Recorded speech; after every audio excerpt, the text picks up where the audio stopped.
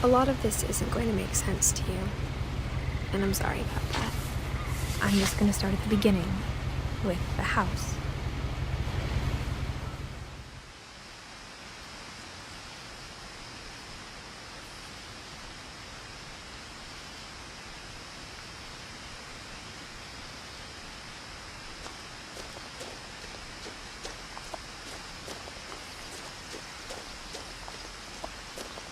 I lived here until I was 11, but I wasn't allowed inside half the rooms.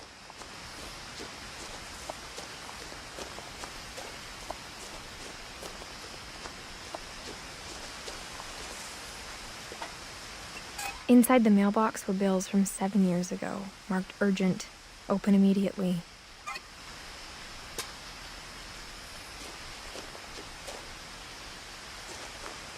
I hadn't been back since my brother Lewis's funeral.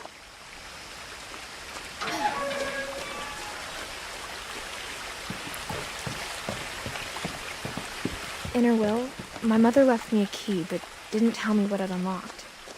Maybe she thought I'd know. Or she thought that the mystery would be enough to bring me back.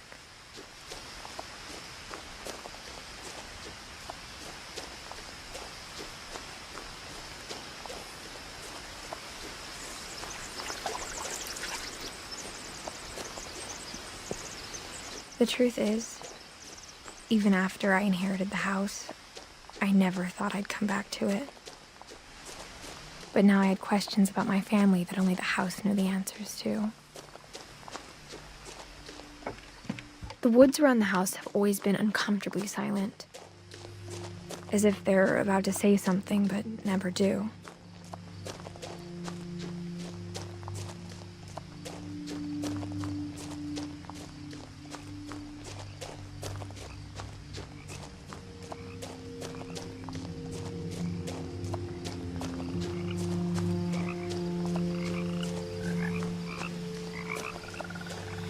The house was exactly like I remembered it, the way I'd been dreaming about it.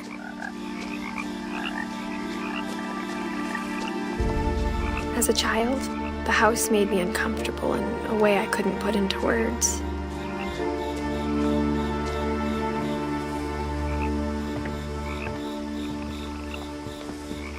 Now, as a 17-year-old, I knew exactly what those words were.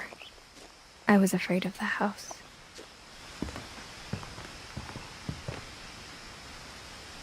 I hoped the key might unlock the front door. It didn't.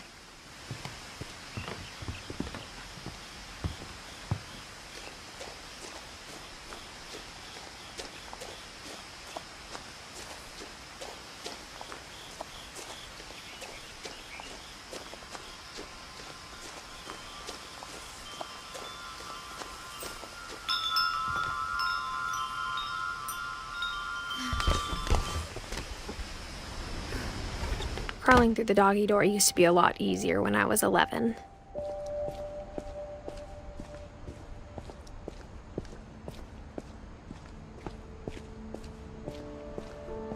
For the first time in years,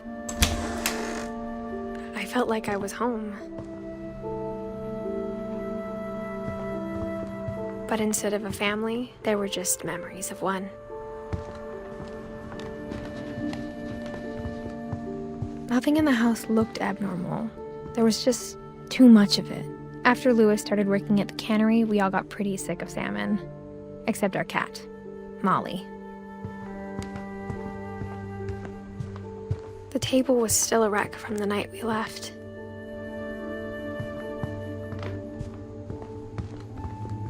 My mom was the only one of us who could imagine Great-Grandma Edie living in a nursing home. It was like a bomb had gone off, killing everyone but sparing the furniture.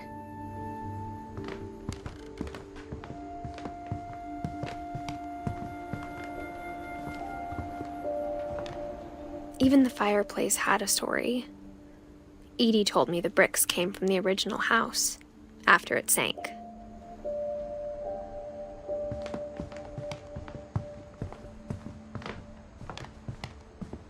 Mom always told me to stay out of the basement, so I wasn't too surprised when the key didn't fit.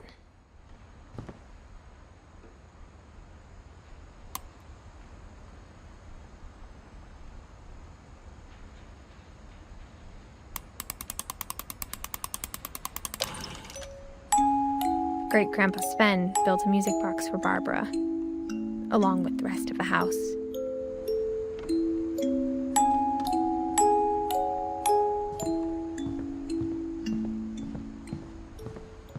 My mom wasn't much of an optimist, but she never stopped believing that my brother Milton was alive.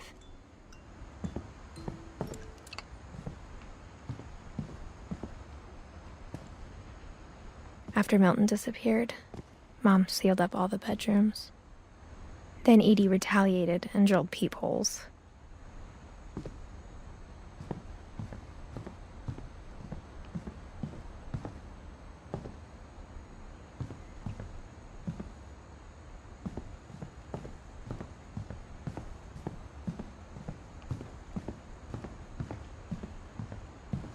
I spent a lot of time playing in Great Uncle Walter's room. Louis told me there were secret passages, but I never believed him.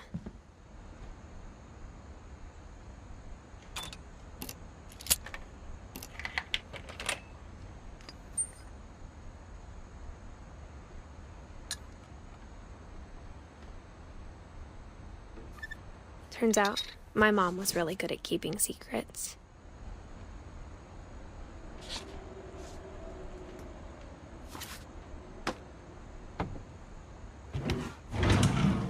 Now it was time to find out what my mom had been afraid of.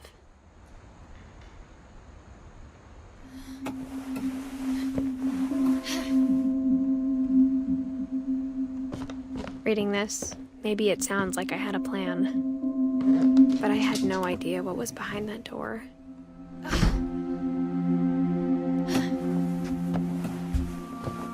Just like I had no idea where all this was gonna lead. I grew up looking at Molly's gerbil had a tiny bedroom with its own even tinier gerbil cage. Being inside for the first time, I felt like I'd stepped behind a painting.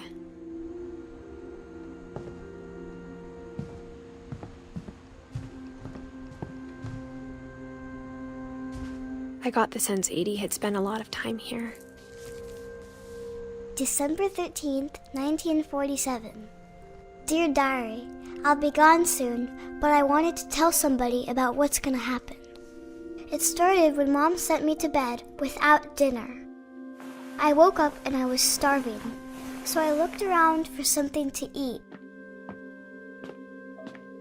The gerbil food was dry, but I didn't mind it.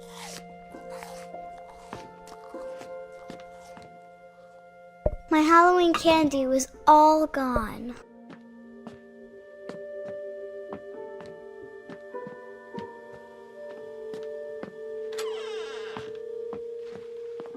I kept eating and eating.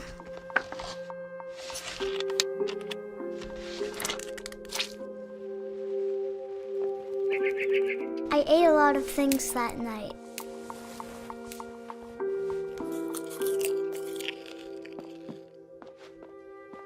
Then I heard chirping outside my window. It was a barn swallow going back to her nest. I reached out for her.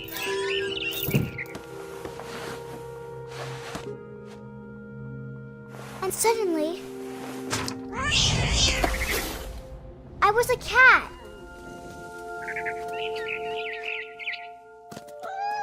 I tried to be quiet, but the bird was really scared.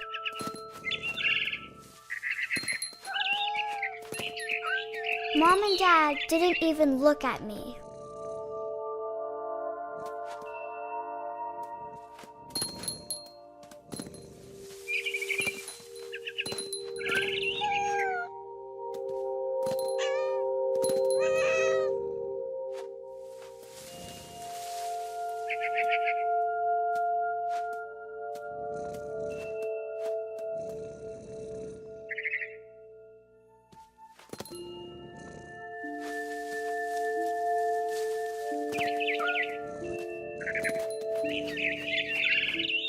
I jumped and I almost got her. I could tell she was getting really tired. Now I was up in the big tree. I promised Dad I wouldn't climb it anymore. All I cared about was eating that mama bird. I gobbled her up. And suddenly, I was an owl. First, all I heard was the wind. Then I heard little teeth nibbling in the grass.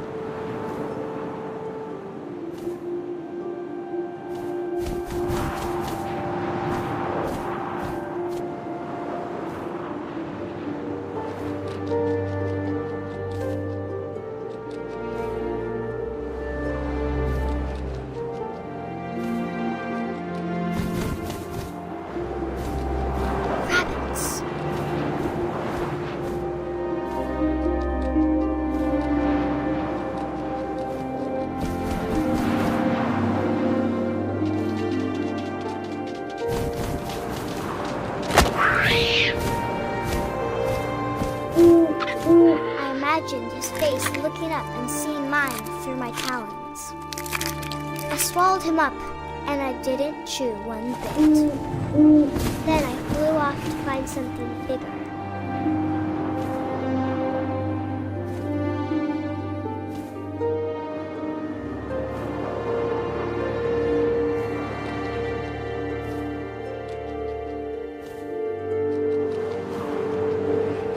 A mama rabbit.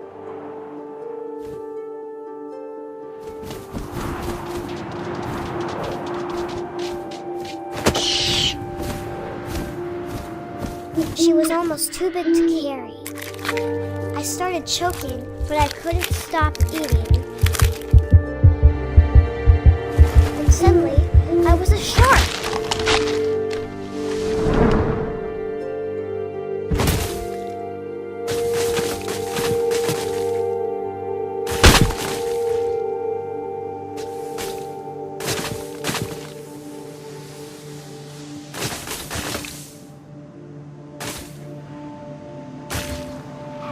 I rolled off a cliff and into the ocean. Now, I was hungrier than ever.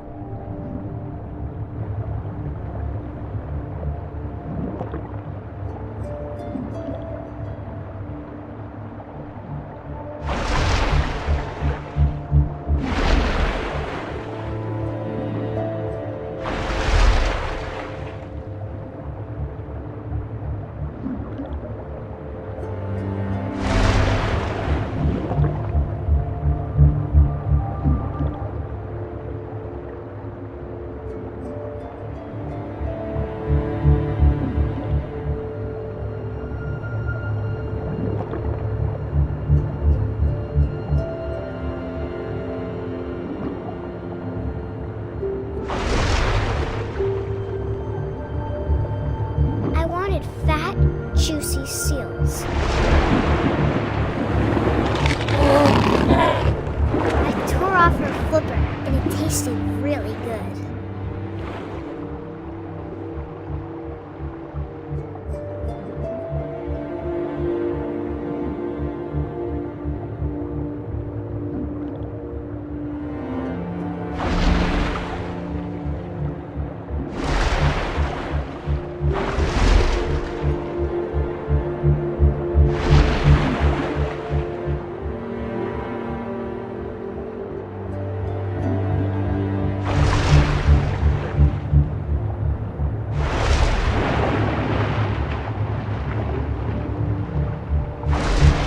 On tight, but I was so hungry I jumped out of the water.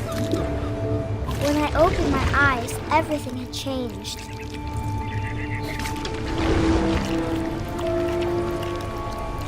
Now I was a monster, and I smelled people everywhere.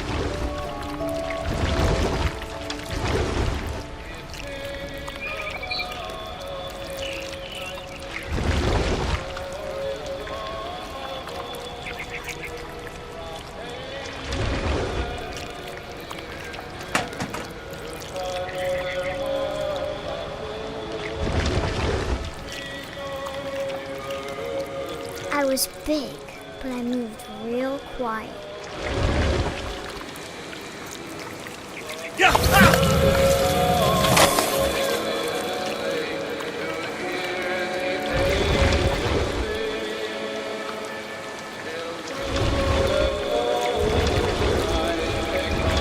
wanted to stop, but also I didn't.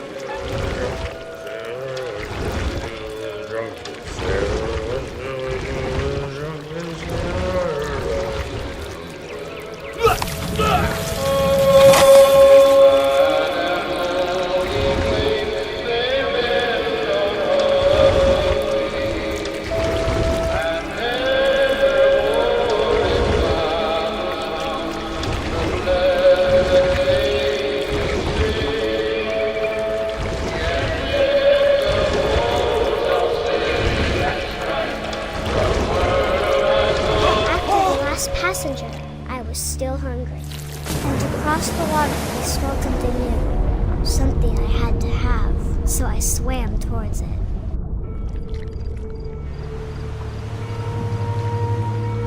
I slithered onto the sand, and the good smell went into an old pipe.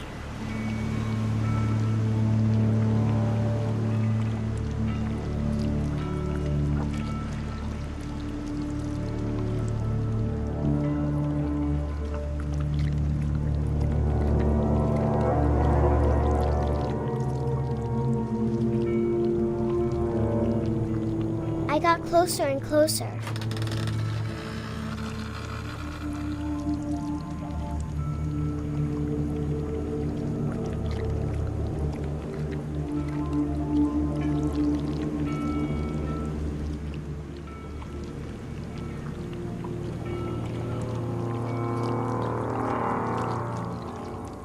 All my stomach started growling. And suddenly, I was me again. I held my breath for a long time, but I couldn't hear anything. I think it's waiting for me to fall asleep. But it's not going to wait much longer. It needs to feed, and we both know I will be delicious.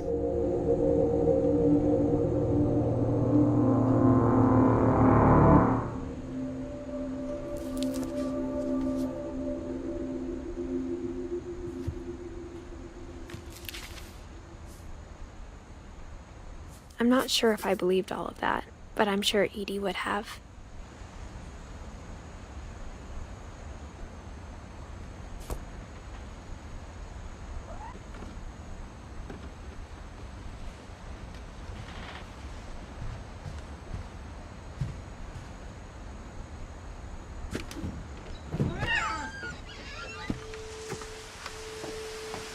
This will be obvious later, but my mom never told me any of these stories. Edie would have, but Mom didn't like bringing up the past. Though, when we adopted a stray kitten, she was the one who named it Molly.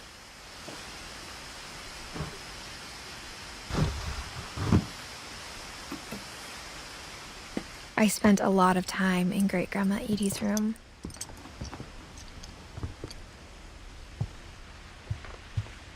When Edie told people Sven was killed by a dragon, she could also have said he was building a dragon-shaped slide that collapsed. She could have, but she didn't.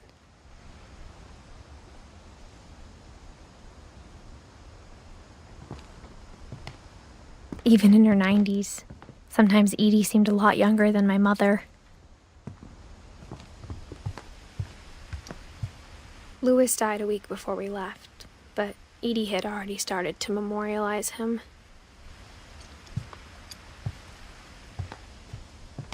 Her room was like a museum. For 500 years, the Finches have been famous throughout Norway for their fortune and misfortune.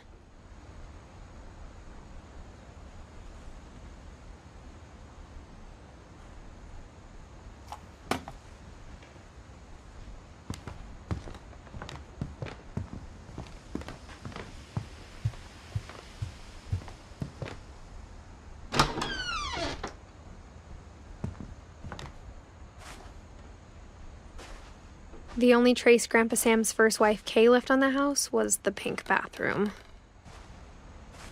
It was a pretty big trace.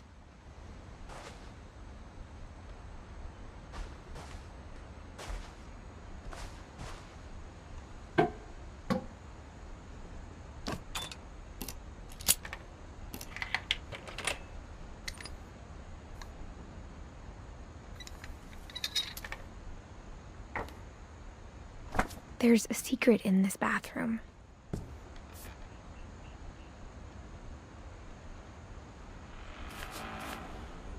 It's in the last place you would look. It isn't in the cupboard. It's hidden in this book.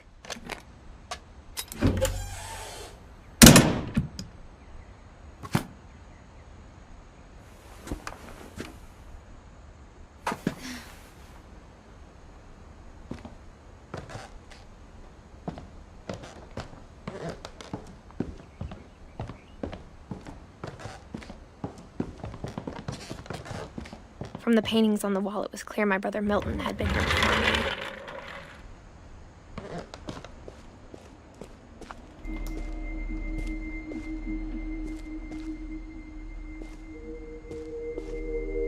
I knew Grandpa Sam had a twin.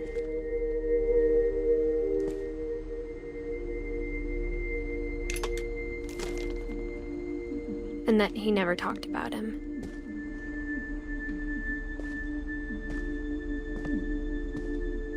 I guess my grandpa didn't like history any more than my mom did.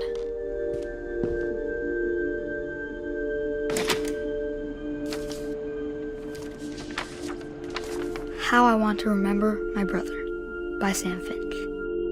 The thing I remember is that when he made up his mind, that was it.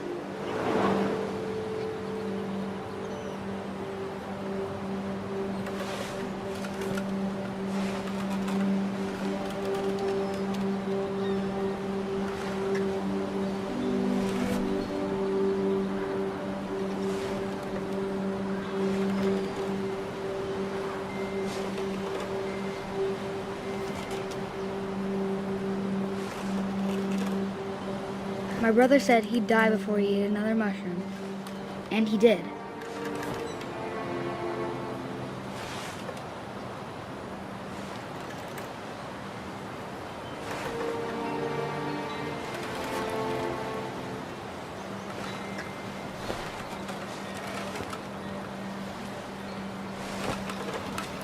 At Barbara's funeral, we swore we'd never be afraid again, and he wasn't.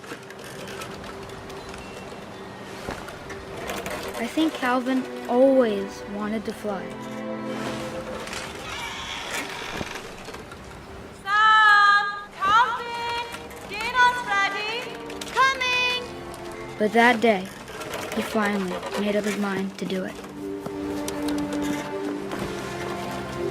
I told him going around was impossible.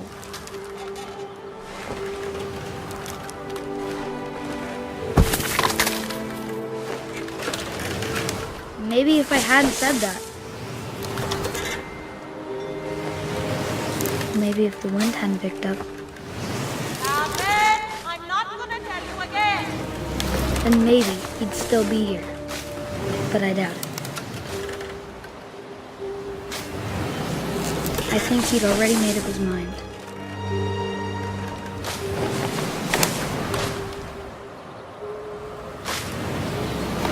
That's what I want to remember about my brother.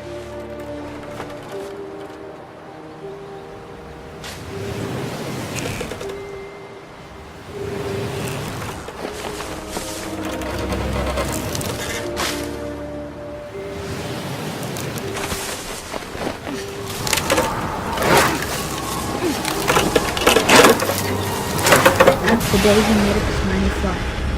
And he did.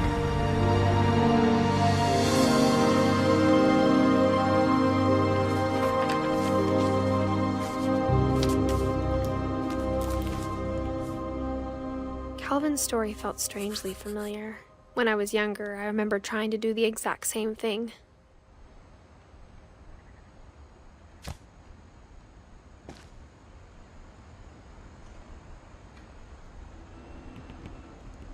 After the funeral, Edie roped off Calvin's half of the room.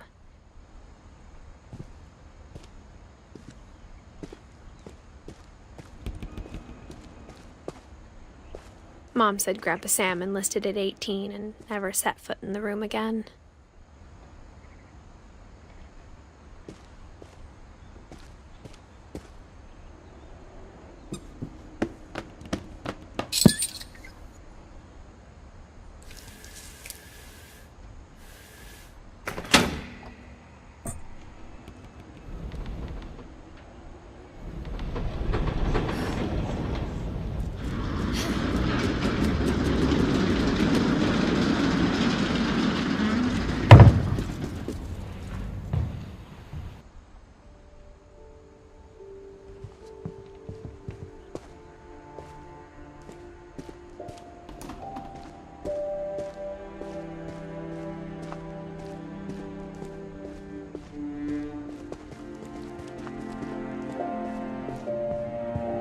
The passages were a pretty tight fit. They'd obviously been built for smaller hands and bellies.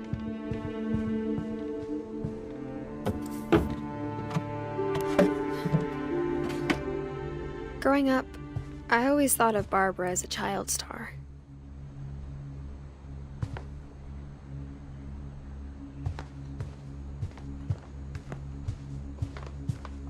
I never thought about how hard it must have been for her afterwards.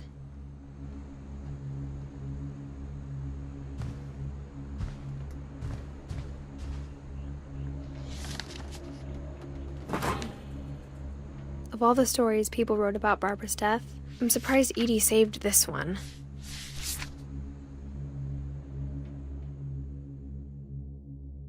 Old Jack here with another ghastly tale inspired by America's most unfortunate family. I'm calling it the surprise ending of Barbara Finch. As a child star, Barbara was famous for her scream. Now at 16, she was all washed up, a has-been. But in a lucky break, she'd been asked to perform her signature scream at a local convention for monster movie fans. It was just the boost her career needed. Unfortunately, her scream hadn't aged well. Getting better. I think you just need the right motivation. Her biggest fan and current boyfriend, Rick, demonstrate when... Now that was a great scream. It was Barbara's father, Sven. He'd slipped into a table saw and had to be rushed to the emergency room. So Barbara got stuck babysitting her youngest brother, Walter. Her convention comeback was canceled. Okay, I'm hearing frustration, but I'm not hearing terror. What if I tried... A gang of hoodlums in Halloween masks have been terrorizing Orcas Island tonight. Police are urging residents to... That came from the basement. You're right! Also, I loved your delivery on that. Why is your basement door locked? Because my dad likes making puzzles and secret passages. There's a key hidden in the music box. The secret is to keep winding and winding until finally the key pops out. Thanks, babe. I'll be back in a sec. 20 minutes later, Rick hadn't returned. So Barbara went to look for him, right on cue. She reached for the music box.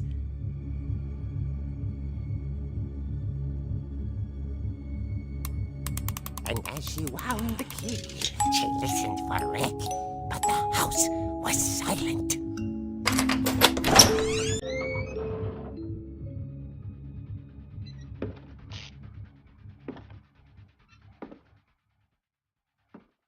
She found Rick's crutch and imagined the worst.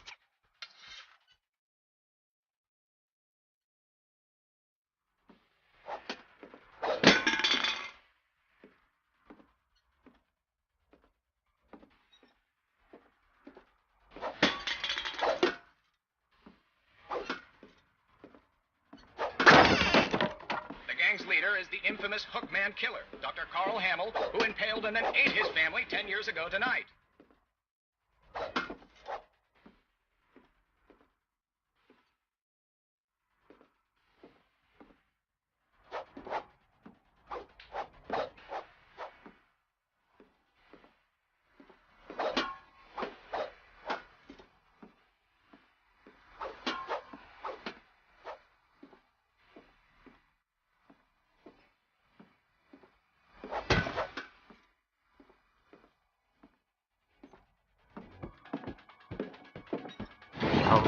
Ridge rattled and grew still. Oh dear! Oh! Rick? Barb, relax. I was just trying to scare you to help you find your scream. Well, I'm not scared, Rick. I'm furious. Then act furious. All I'm getting from you now is that you're hurt and confused and you're... She threw him out, but she kept a little something to remember him by. Barb, have you seen my other crutch? And she was still holding it when she fell asleep watching the late picture show. Hours later... Barbara!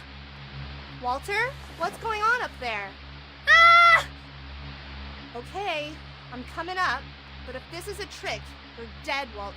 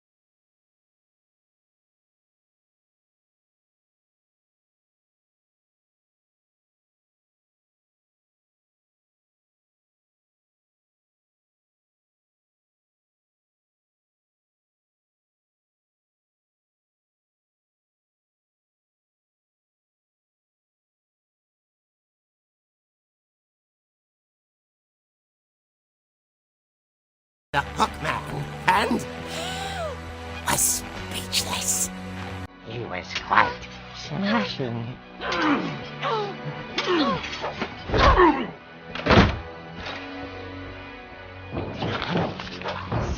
He couldn't get enough of Barbara. Okay, Barbara, there's gotta be another way out of here. That night, she played her part beautifully.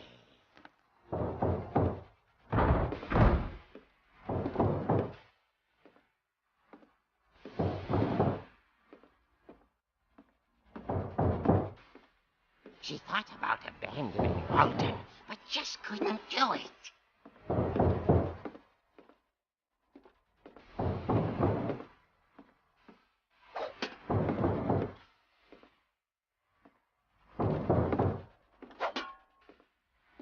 Molly's door hadn't been opened in years.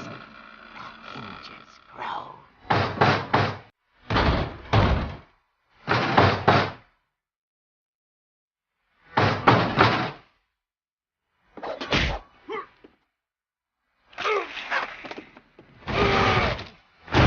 He wasn't moving, but she sensed the story might not be over yet.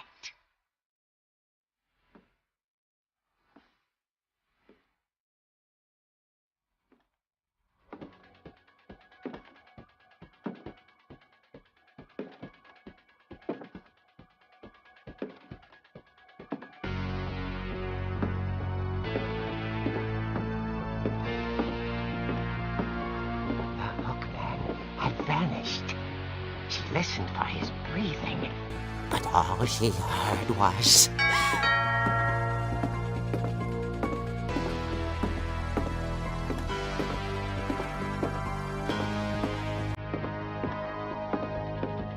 At the door, she heard whispering. It was coming from inside the house.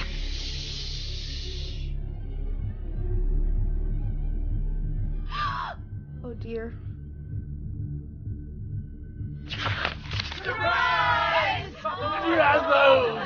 You were wonderful! The monsters had come to surprise her.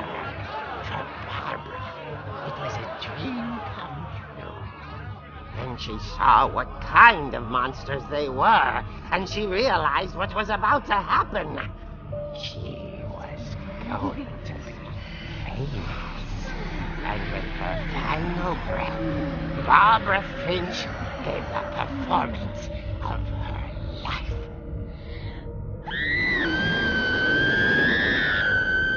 I wasn't there myself, but I hear Barbara was magnificent.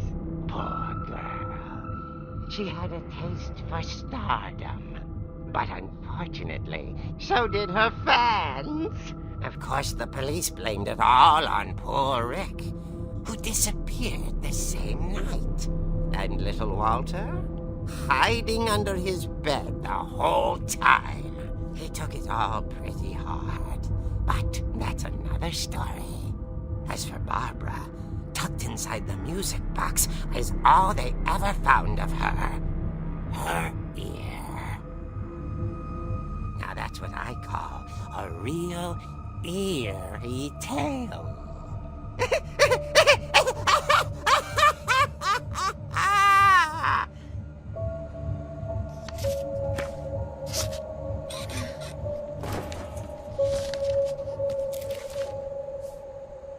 Edie told me all Barbara wanted was to be remembered, as absurd as that comic was. Maybe what Edie saw was a happy ending.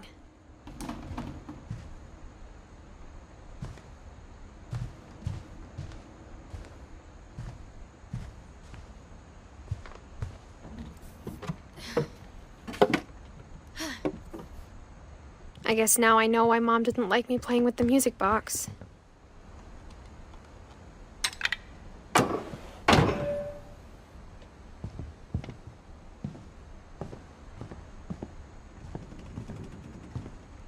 Whenever people ask me about my family, the first thing they always want to know about is Barbara.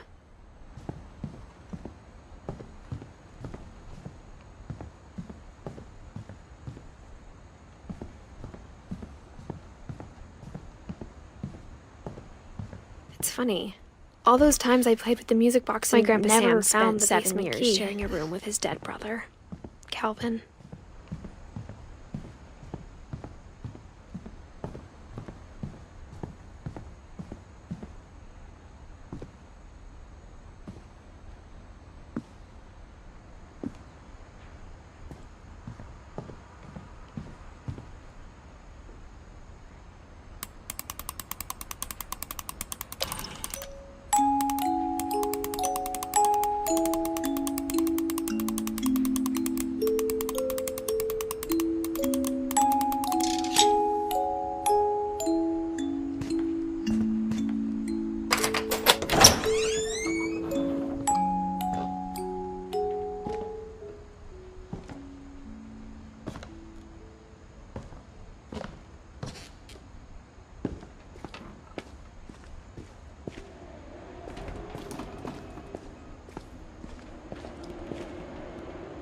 Mom said the basement was off limits, unless I wanted another tetanus shot.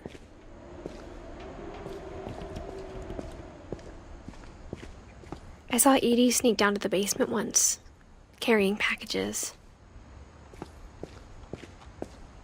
I thought maybe she was hiding presents.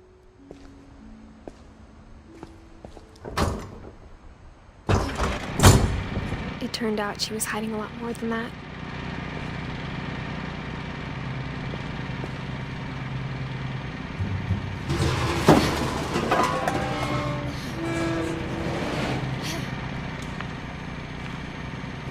I remember asking Mom once about where Walter had gone. She said after Barbara died, he got as far away as he could. If there's a pattern in all these stories, I think it's that none of us has gotten very far.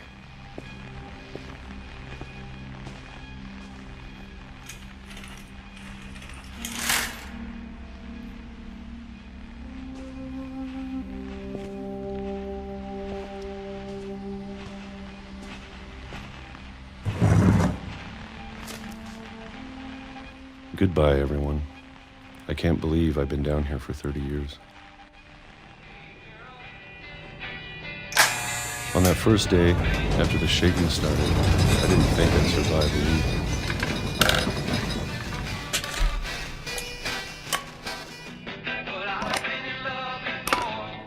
But after a few days, I settled into a routine. That's what kept me sane. Having a schedule, living for today. I always expected to be dead tomorrow. if you wait long enough, you get used to anything.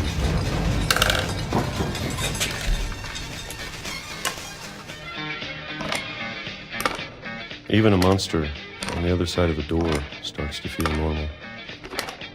Almost friendly.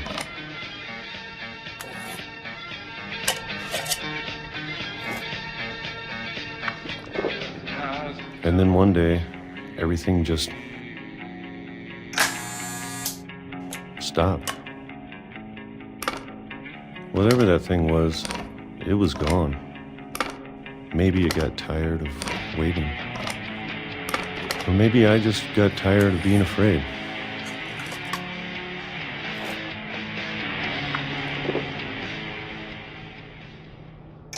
It's been a week now, the longest in 30 years. I'm done waiting. I have to leave while I still can.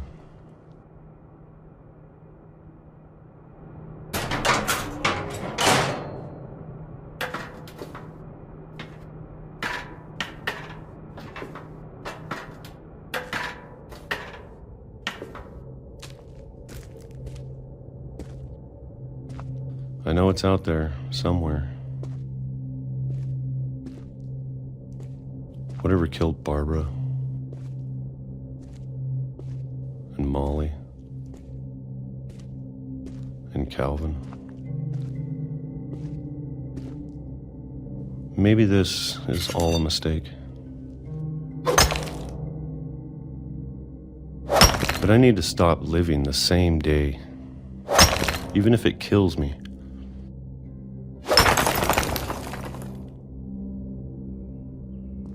Whatever's out there, I want you to know I'm ready for it. I'm going to appreciate all of it, especially the food. I don't mind if I only have a year left, or a month, or a single week. I'd be happy with one new day. I can already imagine the sun on my face.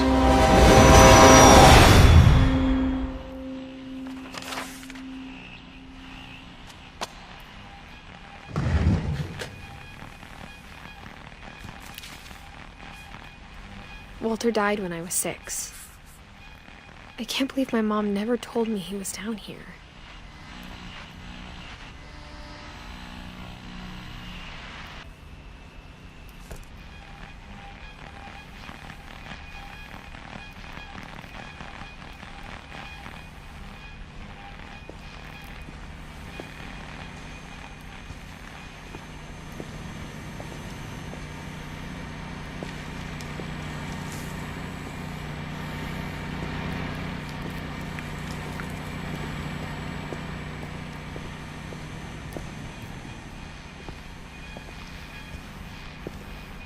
I'm sure my mom was trying to protect me.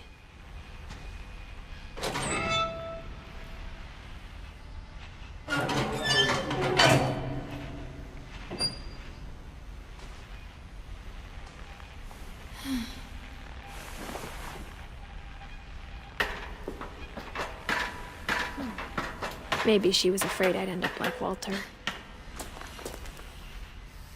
But if she never told me about an uncle under the house, I can only imagine what else she was hiding. I don't want to make the same mistakes she made, trying to bury something that's still alive. Now that there's only one of us left, or maybe 2, I thought it was time I heard the stories for myself and found out what happened to everyone else. But now I'm worried the stories themselves might be the problem.